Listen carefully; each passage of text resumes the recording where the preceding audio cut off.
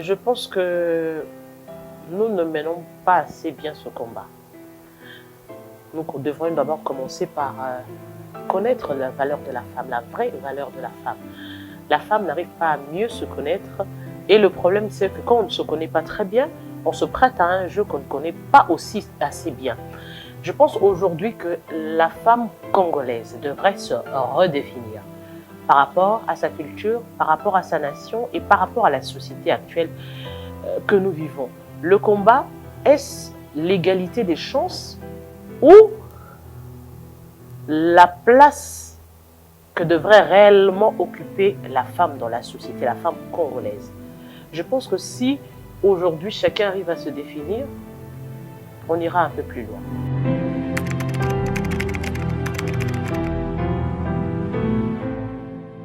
L'autonomie, je crois que ça devrait partir de l'éducation de base. Qu'est-ce qu'on nous enseigne? On ne nous enseigne pas l'autonomie. On nous enseigne que pour être une femme valorisée, il faut s'accrocher à un homme. Pour être respecté dans la société, il faut avoir un homme à ses côtés. Et c'est ce qu'on nous enseigne. Je pense que demain, si on commence à nous enseigner aussi autre chose, c'est-à-dire que la femme peut se définir par elle-même tout en respectant les principes de société, c'est-à-dire donner à l'homme sa place, je crois qu'on ira un peu plus loin. Parce qu'aujourd'hui, qu'est-ce que nous vivons dans notre société? Les femmes qui vivent au crochet des hommes.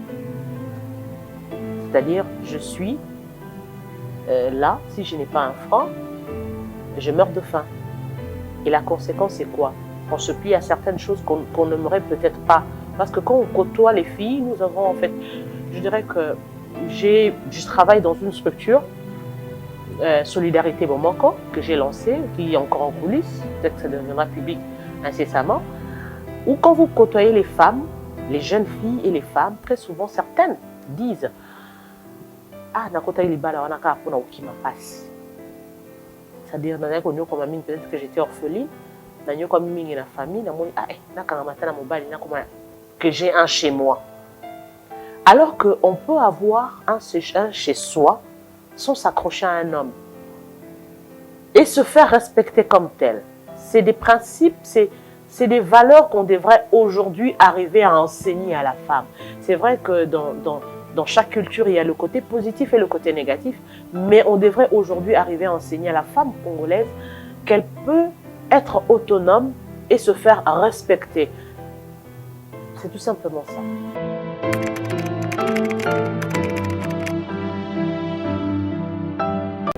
Le profil de la femme, moi je dirais qu'il faudrait valoriser la femme de champ. La femme de champ parce qu'elle contribue dans beaucoup de choses. Déjà ce que nous consommons, quand on voit déjà que dans la culture, l'agriculture, c'est un point positif déjà qui pourrait changer contre le changement climatique. Si on nous apprend aujourd'hui à mieux conserver les arbres, à mieux protéger les arbres, et je pense que c'est cette catégorie-là des femmes associée à la femme environnementale, la femme intellectuelle. Quand je dis femme intellectuelle, je ne parle pas de la femme politique, parce que le combat diffère. Je pense aujourd'hui qu'il faudrait associer la femme scientifique à cette démarche et arriver aujourd'hui à valoriser, parce qu'il y en a, mais pas assez. Alors le peu qu'il y en a, il faudrait les valoriser, les faire valoir, parce qu'aujourd'hui nous avons, je dirais, une crise de leadership. Si on veut parler, aujourd'hui on prend par exemple le mois de la femme, on veut parler des femmes. Je vois que si on fait le tour des médias, on reviendra sur la femme journaliste, la femme politique. On parle de moins en moins de la femme docteur, de la femme agriculteur, de la femme qui maîtrise les high-tech, de la femme avocate. Alors que c'est ces choses qu'il faudrait faire ressortir pour aujourd'hui faire voir à la femme qu'elle n'est pas obligée de mener son combat forcément en politique. Elle peut mener son combat ailleurs et la mener très bien.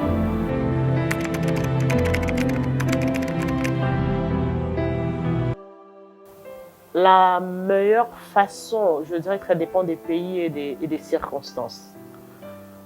Je pense qu'aujourd'hui, on doit, dans le contexte actuellement, je prendrai dans le contexte actuel, dans le monde, et plus particulièrement en République démocratique du Congo, on devrait un tout petit peu arriver à valoriser la femme. C'est-à-dire célébrer, parler positivement de la femme. De plus en plus, on parle négativement de la femme.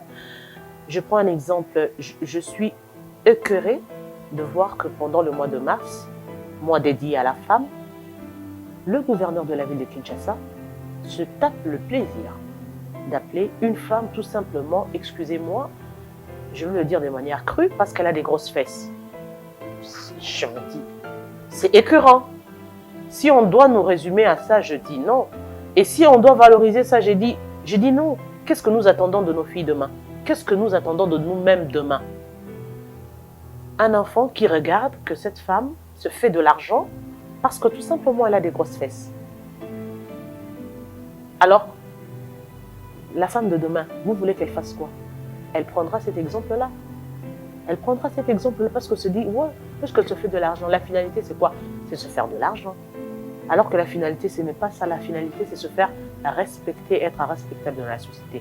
Et être respectable dans la société, aujourd'hui, se confond à avoir une belle voiture, à avoir une vie assez aisée. Ce n'est pas ça. C'est un changement de valeur. Se faire respecter aujourd'hui, être respectable aujourd'hui, c'est avoir des valeurs, avoir des principes. C'est vrai qu'on n'est pas parfait, mais on doit avoir la culture de l'excellence. Et de moins en moins, la culture de l'excellence disparaît dans notre société.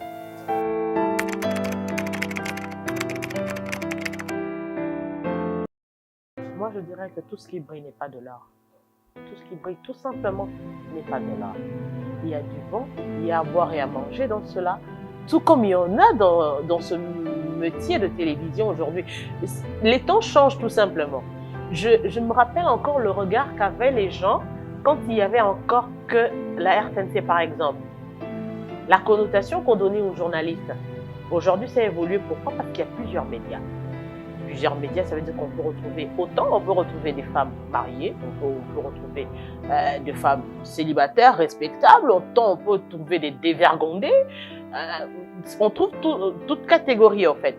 Et on sait aujourd'hui faire le choix, c'est-à-dire quelqu'un peut prendre, non, je prends ce modèle-là et non l'autre modèle. Alors que aujourd'hui, avec le phénomène, moi je dirais, comme j'ai dit, c'est des feux de paille, ça va disparaître après un moment donné. Le problème, c'est s'accrocher à quelque chose qui est vrai, qui est réel. On veut aujourd'hui vivre dans l'irréel. Dans l'irréel. Aujourd'hui, pour que je passe à la télé, je dois me maquiller. Ce qui est évident, c'est que je me maquille. Je me maquille pourquoi? Parce que je vais être présentable devant les gens. Je vais être un produit consommable. Alors que, par exemple, dans la réalité, je ne suis pas toujours maquillée. Je ne suis pas toujours maquillée. Je ne suis pas toujours bien coiffée.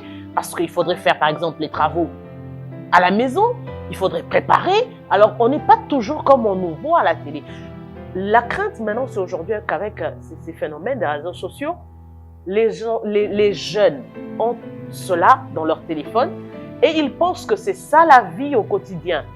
Ce n'est pas ça la vie au quotidien. La vie au quotidien, ça veut dire que c'est une femme qui aujourd'hui était mince, demain qui a des enfants, qui va avoir des rondeurs, qui va avoir des vergetures, qui va vieillir, qui va avoir les pommettes, c'est tout ça. Et il faut arriver à adopter ça et à trouver que c'est normal. Quand on commence aujourd'hui avec le phénomène réseaux sociaux, c'est pourquoi je le dis, c'est que nous vivons en Europe, nous tendons petit à petit vers Sodome et Gomorrhe. C'est-à-dire des gens qui se transforment, des gens qui se transforment physiquement, qui veulent changer le nez, qui veulent changer les yeux, qui veulent changer. L'idée réelle, c'était arriver à corriger par exemple, en cas d'accident et qu'on sort sur le plan purement médical. Mais aujourd'hui, on reste sur le plan purement esthétique. Et nous pensons que l'esthétique, c'est ce qui fait la femme. Je suis désolée de vous dire ça. Vous allez rester belle et vous allez rester la poupée de quelqu'un sans pour autant devenir sa femme, sans pour autant devenir la maman de ses enfants. Et au finish, vous allez traiter les hommes de méchants. Alors qu'au départ, c'est vous-même qui vous êtes mis devant la vitrine pour vous placer comme une poupée. Alors, je suis désolée qu'au demain, on vous considère comme une poupée et que vous sentiez choqué. Ça, c'est un phénomène. Et le deuxième phénomène, c'est aujourd'hui je dirais, parlons-en quand même en politique. Aujourd'hui, je suis désolée de voir que de plus en plus, les femmes qui réclamaient la parité agissent maintenant comme les hommes.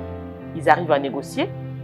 Il y a des couples politiques qui ne sont pas réels parce qu'on devient tous, on est tous derrière l'argent maintenant, tous derrière une certaine visibilité, une certaine notoriété. Donc on vit dans l'irréel, on vit dans ce qui n'est pas vrai. Mais ce qui est sûr, c'est que la réalité finit toujours par nous rattraper. Et ça, c'est la plus grande crainte pour une femme parce que quand la réalité rattrape très souvent, on vit dans le regret, on vit dans ceci, alors que tu t'es engagé dans un combat. Je demanderais à la femme de rester femme. On peut mener un combat tout en restant femme. On peut être femme forte, mais dans le fond, on reste femme. Ça ne change en rien le combat que la femme devrait mener aujourd'hui. La femme devrait rester positive. Positive, pourquoi? Parce qu'elle est appelée. Moi, je dis que je ne trouve même pas l'importance de mener ce combat face aux hommes. Parce qu'aujourd'hui, quand on a suffisamment de capacité, ne vous en faites pas. Ils ne l'acceptent peut-être pas publiquement, mais comme on le dit, et c'est seulement comprendre que quand on a un combat à mener, on doit se armer pour arriver à se défendre pendant les moments difficiles. Et je dirais, enlever, si on veut mener réellement le combat, enlever le côté femme. Parce que très souvent, la femme, quand ça ne va pas, elle fait ressortir ce côté femme pour attirer un tout petit peu de pitié. Alors qu'on n'a pas besoin de la pitié. On n'a pas besoin de la pitié parce qu'on porte la vie. Quelqu'un qui porte la vie la maintient pendant 9 mois, avoir un enfant, avoir un doublé. Je dirais, un doublé, je pense encore au sport. Avoir de jumeaux, encore des triplés. Je dirais, c'est extrêmement... Dieu nous a dotés d'une force incroyable. Seulement qu'on n'arrive pas à comprendre qu'on a cette force-là, je me dis peut-être parce que Dieu sait que quand les femmes connaîtront qu'elles ont cette force-là, ce sera autre chose. Le monde de demain pourra être autre chose, tout simplement.